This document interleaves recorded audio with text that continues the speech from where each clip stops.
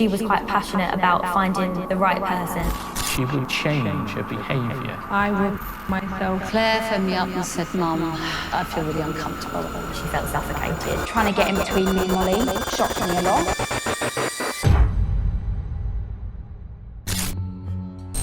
The following stories tell the tale of obsessive men who could not accept their partners breaking up with them. It ended in the worst way possible.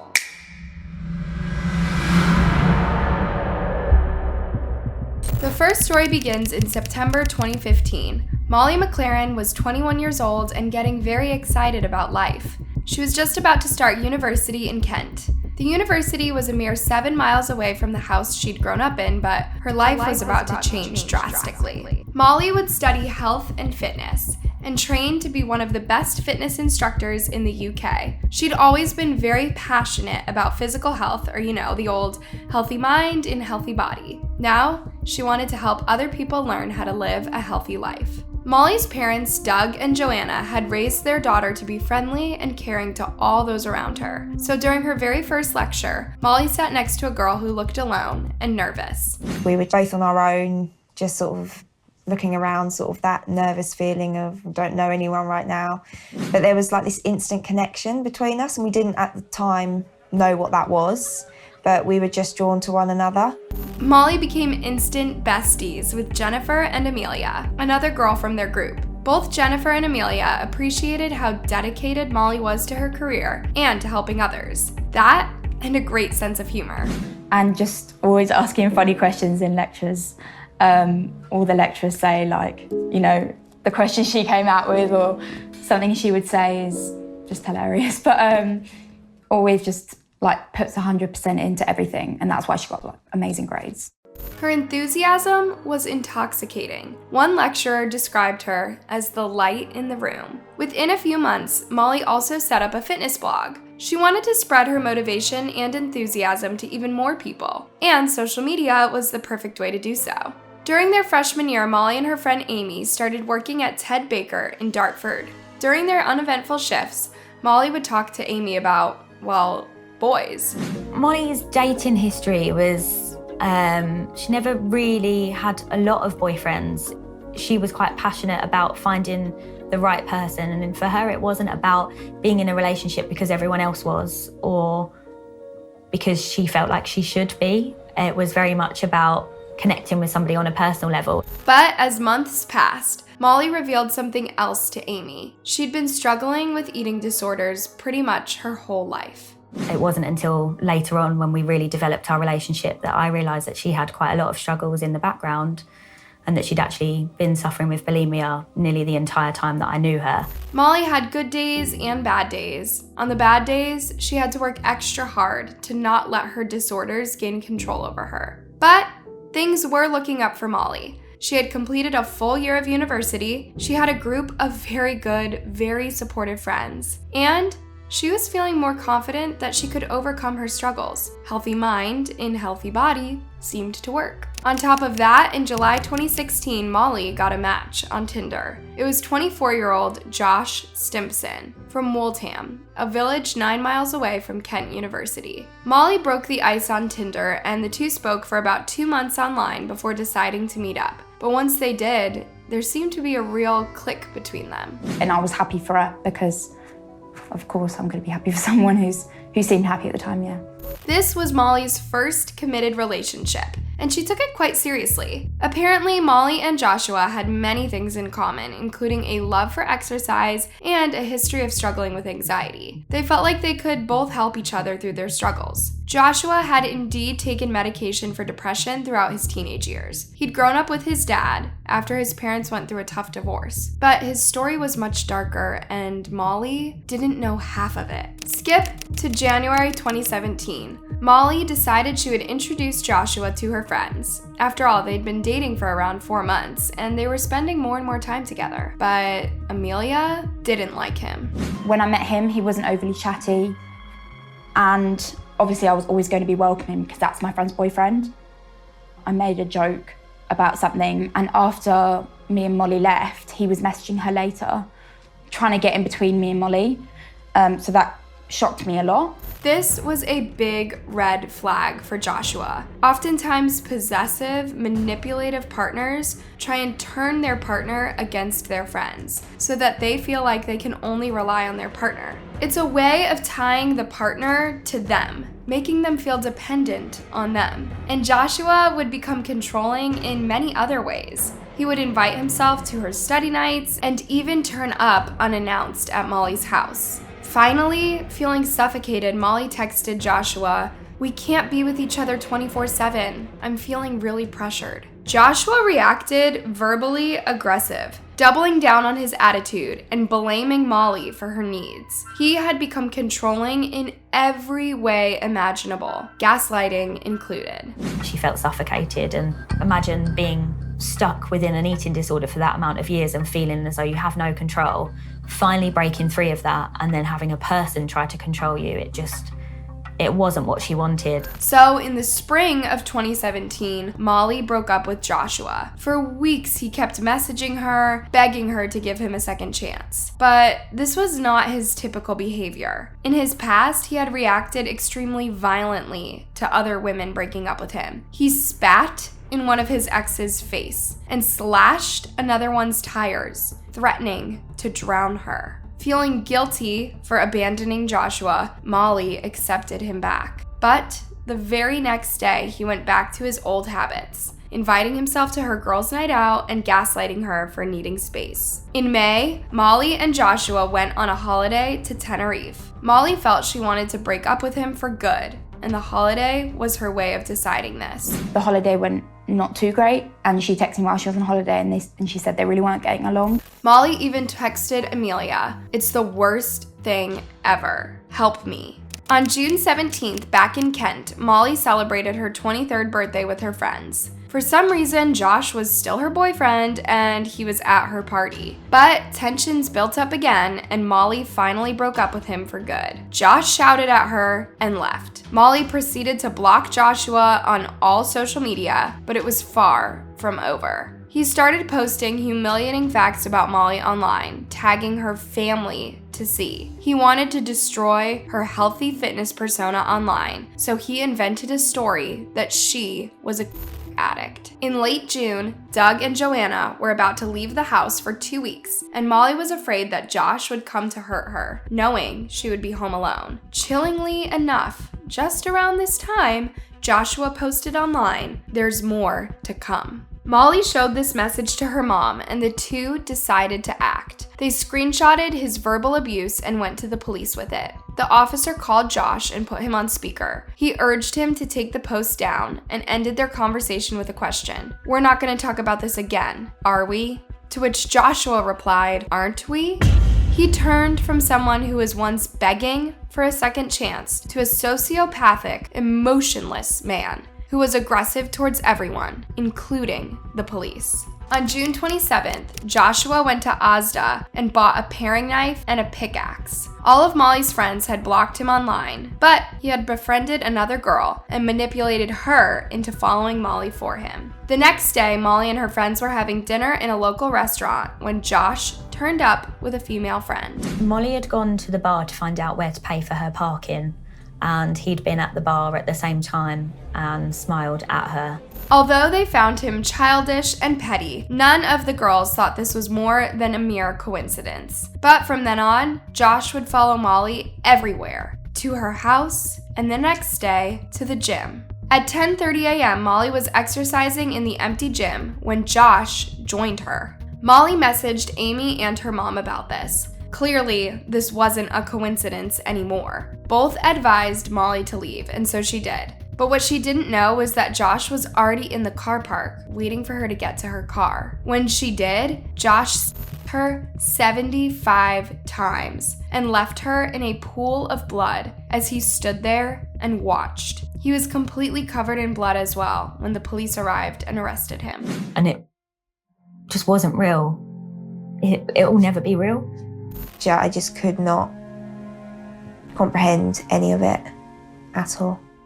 The jury took a mere 4 hours to find Josh guilty and sentence him to life in prison. But this was hardly any closure for Molly's friends and family. In July 2018, Molly's parents were invited to Kent University to receive Molly's undergraduate diploma. It's within these cheers that Molly's family found the strength and support to move on from this senseless, horrific murder. They have since set up a charitable foundation for people struggling with eating disorders.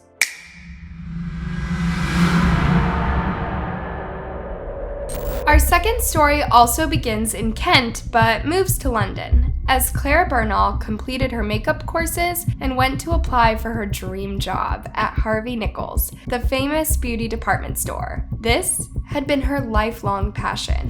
Even when she was 12 years old, she was really interested in makeup, and she used to, play around with, and she was far better than I was. It was 2004, and Clare was 22 years old. She got off the train and met Adam, her London friend. We met at the train station. She'd prepared sheets and sheets of A4 paper that she's handwritten out, and on the hour's train journey to Charing Cross, she was saying, "Can you test me on this?" She wanted nothing more than her job at Harvey Nichols. Of course, she smashed the interview and started her job right away. When she got the job, she was made up. She absolutely lived and breathed it. She always looked flawless, but she never looked over made up. It was as though it was just completely natural. She had a real talent. Clare rented a flat in Dulwich Village with 2 female colleagues from Harvey Nichols. She was as proud as she could be, and so was her mom. She was independent and living the life she wanted to live. In January 2005, Clare was enjoying yet another day of work at Harvey Nichols when she was approached by one of the store's security guards, Czech-born Michael Petch. He had taken a liking to her over the last few months and wanted to take her out on a date. He was a bit older than Clare. He was a good-looking chap, and when he asked Clare out, she was quite flattered and agreed. Michael had nothing but compliments for Clare, and this wasn't any surprise for her friends. But for Clare, it was pretty overwhelming. She was very modest and quiet and shy, so she wasn't used to receiving flattery. Michael gave her a lot of attention, and she liked it a lot, but nothing seemed strange from the outside. The relationship, I guess, seemed pretty innocent and normal, with the whole asking someone out and then going for a coffee or so, and just very casual. But casual turned intense after just 3 dates. It turns out Michael was just going through a divorce and was dealing with quite a lot of emotional baggage. On top of that, he became controlling and possessive towards Clare. Remember, this was a mere weeks into their, for lack of a better word, relationship.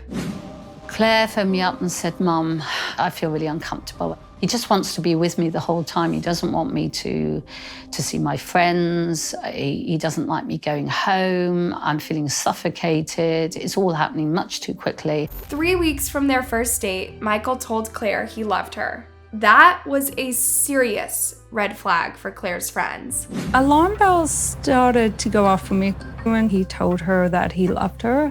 After a very short amount of time, I believe it was probably no more than 3 dates that they had been on. Clare did not enjoy Michael's attention anymore. It was too much, too soon, and he was very demanding. In January 2005, Michael was just returning from visiting his family in Slovakia when he told Clare to come and meet him at the airport. This wasn't a request, it was a demand. When Clare agreed and came to pick him up, Michael insisted that he had to spend the night at hers. The next morning, he refused to leave. Clare had always found it hard to say no, as she liked to please people and avoid conflicts. But this was too much. She grabbed his stuff, gave it to him, and walked him to the train station. But Michael refused to get on the train. She'd walked him to the station, a train had come in, and he refused to catch it.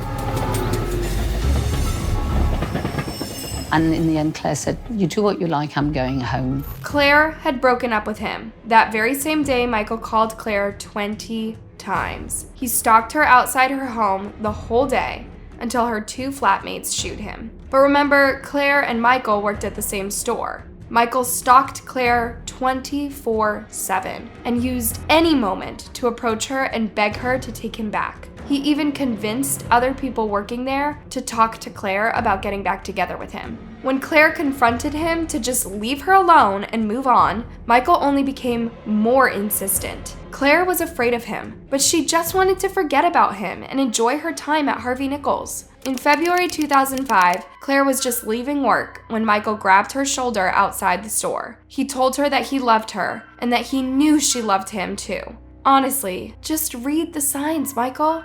Claire told him she didn't love him, so he replied, "Yes, you do, you stupid little girl." The obvious move here would have been to report Michael Petch to the police, but Claire was embarrassed about causing a scene. There was enough scenes at work already. She felt by reporting it, because he hadn't physically harmed her, that she'd be wasting police's time. Tragically, she couldn't have been more wrong. Claire's constant distraught state started affecting her. She would lose sleep, get eye infections, and come late to work. She worked hard to avoid Michael, but he would follow her shamelessly at work and even on her way home. He was a true psychotic stalker. Meanwhile, he would send Claire hundreds of texts saying that they were meant to be together and that he loved her. Then, he started texting her as if they were boyfriend and girlfriend. Once he told Claire that their anniversary was coming up and asked her how she wanted to celebrate. As Claire responded, nothing, Michael started threatening her. He was saying things like, "I will myself if we are not together. If I can't have you, no one will." This was a true nightmare for Claire. She felt stuck in this horrible dynamic, and she didn't feel like there was an end to it. On March 30th, 2005, Claire was on her way home from work when she went to the underground station. On the platform, she saw Michael, much to her distress. She ran down the platform. He ran after her.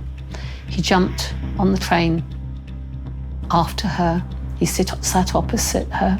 Claire urged him to stop this and told him that she would report him if he didn't stop. Michael then got very close to Claire's face and said, "If you report me, I will kill you." Once off the train, Claire called her mom, crying. What were they to do? Report him and risk him getting angrier? Or try and solve this seemingly impossible issue on their own? Eventually, Claire's concerned flatmates reported Michael to his Harvey Nichols boss. The manager's solution was to move Michael to a different department. But that didn't change much. Michael would still stalk Claire, inside and outside of work. Then, the manager set up CCTV cameras throughout the store and confirmed his disturbing behavior. They suspended Michael Petch and urged Claire to report him to the police. Before leaving work, Michael asked a colleague what the sentence for murder is in the UK. Claire learned about this, so she knew it was time to go to the police. Although the police seemed to take it seriously and Harvey Nichols finally fired Michael as a result of this, Claire still felt guilty for reporting him. She simply wasn't used to getting people in trouble. In April 2005, Michael was arrested and given an order not to go anywhere near Claire in the future. But as he was released, Claire and her flatmates moved to a different department. It was one of the girls and herself were moving to another part of Dulwich Village. But the moment Claire and her flatmate went outside their old house with suitcases, they found Michael Petch waiting outside, smiling at them. They rang the police, but by the time officers arrived, Petch was nowhere to be found, and the case was dropped. Michael tracked Claire to her new apartment. The first time she saw him there, she called the police. When they arrived at the house, she got in the car with them and searched for Petch through the neighborhood. Finally, he was found and arrested. As he smiled at Claire while the police dragged him to the car, people around Claire realized that he was capable of murder. He is crazy, and he is dangerous, and he is unstable, and he's obsessed. Michael Petch was charged with threatening to kill Claire, but he was released on bail, awaiting trial. For a few months, the stalking stopped. In late July, Claire and her mom, Trisha, went to Italy to celebrate Claire's birthday and her newfound freedom from the psycho stalker. But while the mom and daughter were rejoicing, Michael was in Slovakia, earning a firearm license and practicing at a shooting range. In August 2005, Michael Petch made it into the UK, carrying the gun he'd bought in Slovakia. His trial was coming up, and Claire knew she had to be present. But a day before the trial, Michael pleaded guilty, meaning there would no longer be a trial. Claire was finally at ease. She emailed her cousin Kristen thanking God it was all over. However, Michael Petch was sentenced to community service. He was still free. In late September, Claire was at work as usual. 10 minutes before her shift ended, Michael made his way into the store through a side entrance. He was high on security had been notified to keep an eye out for him, but he still knew the store and dodged the guards. He came up to Claire from behind, took out his gun, and shot her in the head. He raised a gun and he at the back of the head. She fell and he shot her 3 times in the face. He didn't have to. She was shot dead from the first shot. Then he shot at the ceiling, and finally, he shot himself. It was so surreal. It was so surreal. Everybody was in shock. It just felt like it was happening to someone else. Barely recovering from the shock, Trisha started looking up other cases of obsessed ex-boyfriends committing murder. Sadly, there were a lot of cases. I started campaigning with 2 other mothers. We realized very swiftly the power of families who've lost a loved one working together with professionals to improve the system. They set up the charity Protection Against Stalking. Awareness is the first step in staying away from toxic, manipulative, controlling partners. As a result of Trisha's efforts, stalking became a criminal offense in the UK.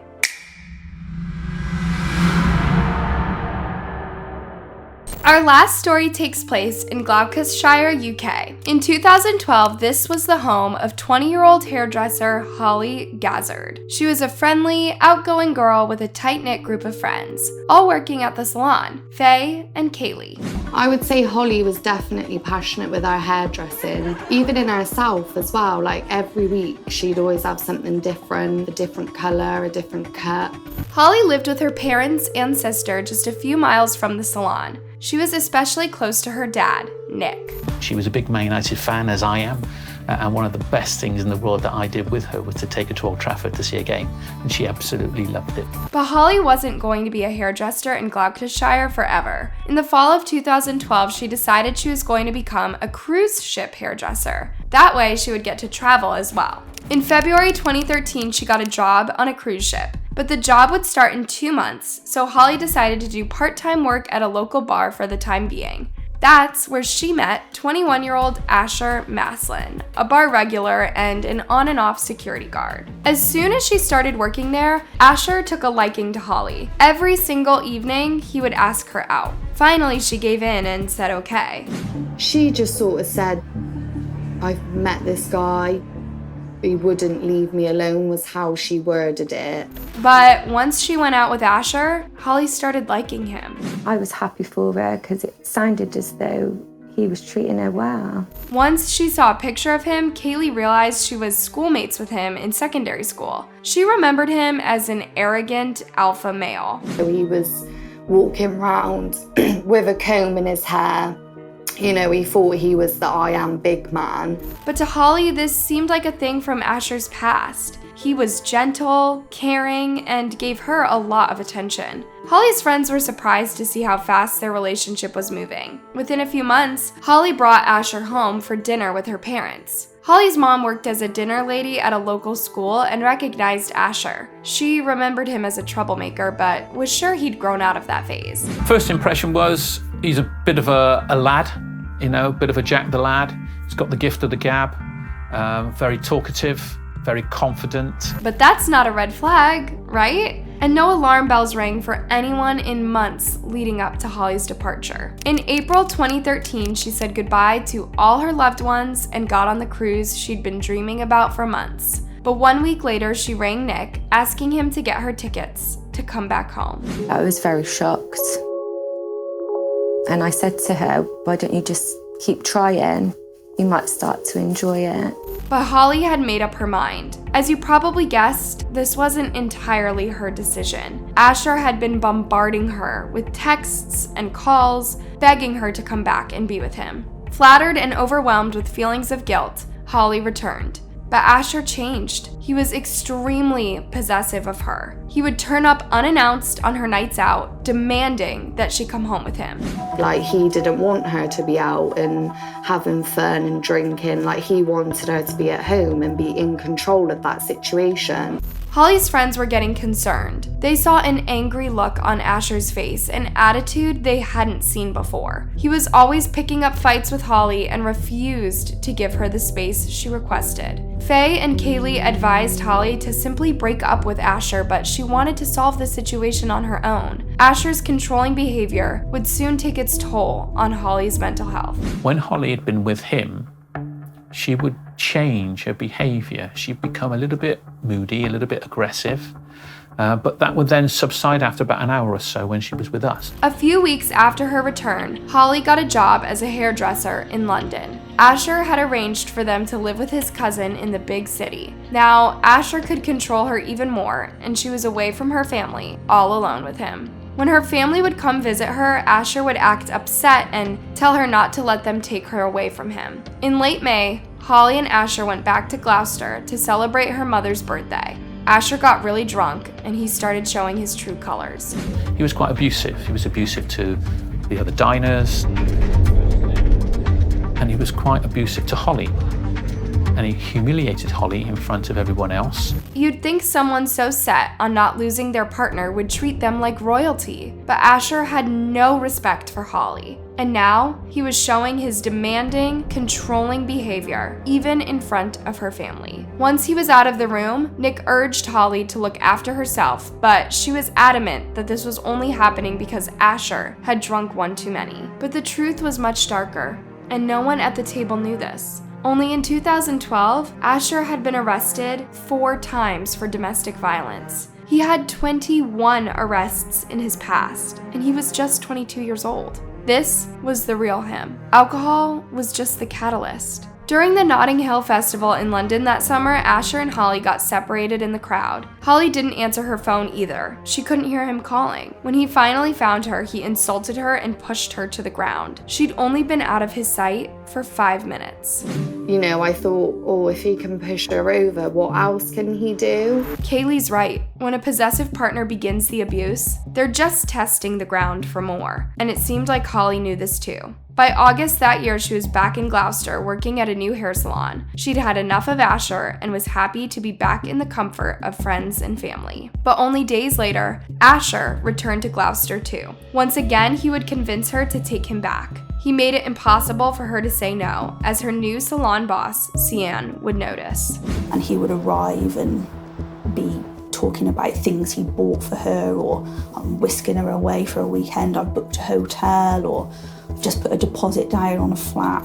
He would come to Hollie's hair salon at closing time, making sure she wasn't going out without him. He was even seen loitering outside Hollie's home. Or he would try to enter the house drunk. Luckily, Nick was there to send him away. By Christmas 2013, Hollie was suffering from anxiety. She was desperate to get out of her toxic relationship, but she felt stuck. And I said, well, you end it then. She said, I will end it. I said, if you want me to get involved, let me know. I'm more than happy to help. Hollie tried to end it with Asher for 2 months, but this wasn't an option for Asher. On February 14th, 2014, Hollie met Asher at a restaurant, a public place she thought would be safe. She told Asher she'd had enough and that this was their final breakup. Asher told Hollie she had a cold heart and then followed her to her car and stole her credit card. He took 300 pounds out and then started sending her aggressive texts. I'm going to come into your house, going to smash up your house. This was enough to call the police, but as the police were looking for him,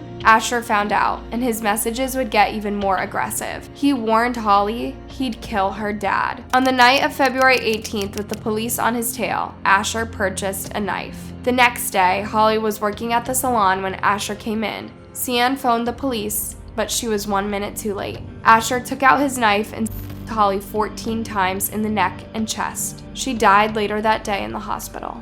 With Asher on the run, the police took Nick to a safe house. 8 hours later, Asher Maslin was arrested and charged with first-degree murder. During his trial, he showed zero remorse and would mouth insults to Hollie's friends. he was jailed for life. Moving on from this horrific story seems impossible for Hollie's loved ones. All 3 stories show senseless murders committed by extremely toxic partners. It's a terrifying situation to be in. Stay with a controlling man you don't love, or break it off and be scared for your life. This shouldn't happen to anyone, and today's stories should be a cautionary tale. If you spot the red flags and use your inner circle support, you can prevent the horrific end that these 3 women tragically met. Thanks for watching. As always, don't forget to click the like and subscribe buttons. Till next time.